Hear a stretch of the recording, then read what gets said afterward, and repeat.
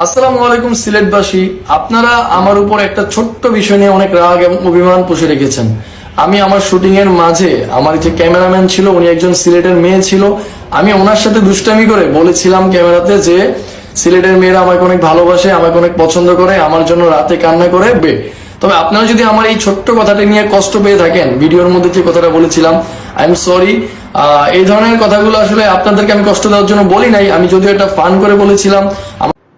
ওয়ালাইকুম সালাম। আসলে মুসলমান হিসেবে আলেখটা লওয়া জরুরি উচিত, ঠিক আছে। তো আমরা সিলেট জেলার ফুরিন্তরে লইয়া একটা ভিডিও বানাইছিল, ঠিক আছে। আমরা সিলেট জেলার মিন করি একটা ভিডিও বানাইছিল।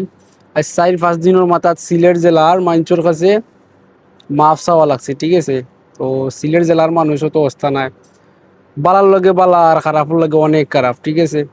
কিন্তু সিলেট জেলার মানুষের মন মানসিকতা যেরকম কোনো দৃষ্টিকেও এরকম পাইতা নাই, ঠিক আছে। সিলেট জেলার মানছে অতি তাড়াতাড়ি বুকটাই না নেয়, আর ও মানুষগুলা যখন কষ্ট দেয়, ঠিক আছে, তখন সিলেট জেলার আসল চেহারা দেখতে পারে, ঠিক আছে।